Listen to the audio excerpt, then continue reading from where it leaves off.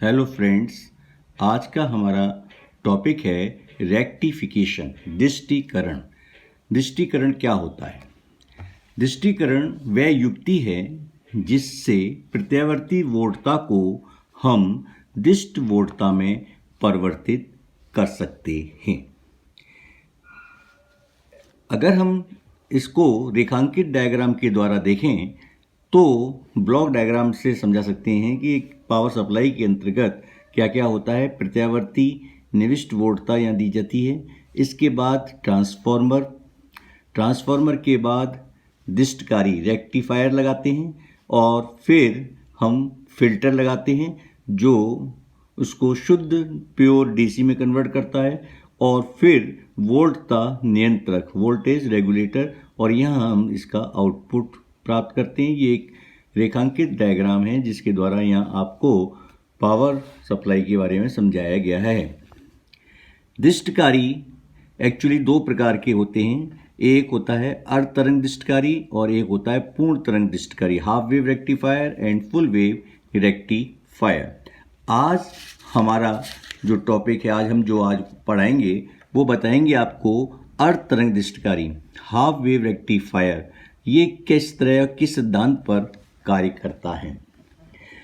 यहाँ आप circuit diagram देख रहे हैं और इसमें प्रत्यावर्ती वोल्टता के स्रोत को ट्रांसफॉर्मर के प्राथमिक कुंडली से जोड़ते हैं और द्वितीयक कुंडली के श्रेणी क्रम में हम डायोड व लोड प्रतिरोध लगा देते हैं। इस डायोड की फंक्शनिंग आप जानते हैं कि फर्स्ट हाफ साइकिल में, जब फर्स्ट हाफ साइकिल आती है तो ये सिरा पॉजिटिव होता है और ये सिरा नेगेटिव होता है। इस कारण से डायोड अग्रबाइस होता है और ये करंट जो है फ्लो होती है। लेकिन जब नेक्स्ट हाफ साइकिल आती है तो ये सिरा नेगेटिव बन जाता है और ये सिरा पॉजिटिव। तो उस केस में ये साइकिल ब्लॉक हो जाती है, यानी कोई धारा प्रवाहित नहीं होगी। फिर अगेन ये अग्रवाइस बनेगा और फिर धारा फ्लो होगी और फिर अदर हाफ साइकिल के अंदर ये जो है पश्चवाइस होने के कारण कोई धारा प्रवाहित नहीं होती। तो इस प्रकार से ये जो है धारा, जो प्रत्यावर्ती धारा थी, वो दृष्ट धारा में कन्वर्ट हो जाती है, जबकि ये पल्सेटिंग होती है, स्पंदन युक्त होती है, जिसको हम फिल्टर के द्वारा क्या कर सकते हैं, हम फिल्टर के द्वारा इसको आसानी से प्योर डीसी में हम कन्वर्ट कर सकते हैं। यहाँ देखिए इनपुट जो हमने दिया VI EP sign omega T, और सेकेंडरी के सिरों पर जो मिलेगा वो N EP sign omega T. यहाँ N जो है वो है ट्रांसफॉर्मर के द्वितीयक व प्राथमिक कुंडली में फेरों की संख्या का अनुपात।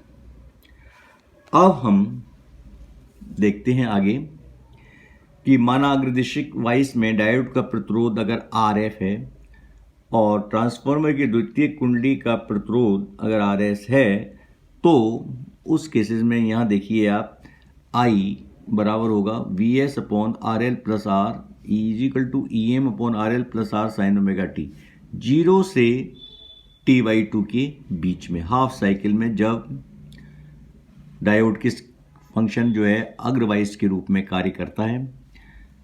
इसको अगर हम मैक्सिमम धारा मान लें तो I is equal to IM sine omega t. Next में कोई करंट फ्लो नहीं होती, I क्या हो जाता है, 0 हो जाता है। किस साइकिल के बीच में, T/2 से T के बीच में। जैसा कि आप जानते हैं कि डायोड पश्चवाइस होता है, इस कारण से T/2 में ये धारा क्या हो जाती है, शून्य हो जाती है। अब हम अलग अलग वैल्यू कैलकुलेट करेंगे स्पंदन मान धारा या वोल्टता का औसत मान, average value of pulsating current oblique voltage. अब देखिए आप जानते हैं कि IDC बराबर होगा एक चक्र के लिए 1/T 0 to T IDT। IM upon T value रख देंगे यहाँ पर I की, 0T/2 sign omega t DT। Sign omega T का हम क्या करेंगे, समाकलन करेंगे। ये समाकलन प्राप्त हो जाएगा आपको यहाँ पर, और जब इसको हम सॉल्व करेंगे तो ये IDC की वैल्यू जो है प्राप्त होगी Im अपॉन पाई, चूंकि ओमेगा टी इजिकल टू कितना होता है 2 पाई होता है। अतः RL प्रतिरोध के स्तरों पर औसत वोल्टता का जो मान है EDC, ये कितना होगा IDC RL is equal to Im upon pi RL EM is equal to EM RL upon pi R plus RL। ये समीकरण नंबर 4। सेकंड, हम जो क्वांटिटी अर्ध तरंग दृष्टिकारी के लिए कैलकुलेट करना चाहेंगे वो है स्पंदन मान धारा तथा वोल्टता के वर्ग माध्यमूल मान RMS values of pulsating current and values. तो एक पूर्ण चक्र के लिए हम इसकी वैल्यू कैलकुलेट करेंगे I square RMS is equal to 1 upon t 0 से t I स्क्वायर dt। तो ये कितना हो जाएगा बेटे Im square upon t 0 to t by 2 sine square omega t dt। और साइन स्क्वायर ओमेगा टी को खोल देंगे तो ये हो जाएगा 1 minus cos 2 omega t dt। तो इस जो है फॉर्मूले को हम आगे सॉल्व करते हैं। तो सॉल्व करने पर आपको मिलेगा, सॉल्व करने पर ये आपको प्राप्त होगा I स्क्वायर RMS बराबर Im स्क्वायर अपॉन 4। IRMS कितना हो जाएगा, IRMS जो होगा Im अपॉन 2 और Im की वैल्यू पुट कर देंगे तो ये हो जाएगा Em upon 2 R plus RL। ERMS बराबर होता है IRMS इंटू RL, तो ये हो जाएगा Im RL अपॉन 2 और you can say EM RL upon 2 R plus RL।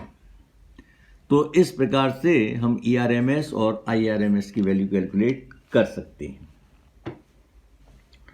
अब आइए आप दृष्टकारी की दक्षता, इफिशिएंसी ऑफ रेक्टिफायर, बहुत ही सिंपल है। आउटपुट अपॉन इनपुट, दक्षता क्या होती है आउटपुट अपॉन इनपुट। तो ईटा बराबर क्या हो जाएगा PDC अपॉन PAC। ये तो आउटपुट मिल रहा है और ये input into 100।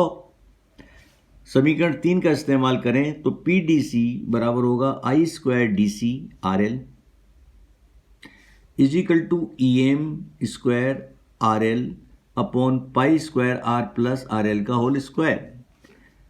PAC I square RMS bracket RS plus RF plus RL I square RMS R plus RL, इसको हम क्या कर देंगे R मान लेते हैं टोटल। तो यूजिंग 5 इक्वेशन, इस समीकरण का इस्तेमाल करते हुए PAC कितना हो जाएगा EM square upon 4 R plus RL। Now eta बराबर अभी आपने पढ़ा PDC अपॉन PAC इंटू 100।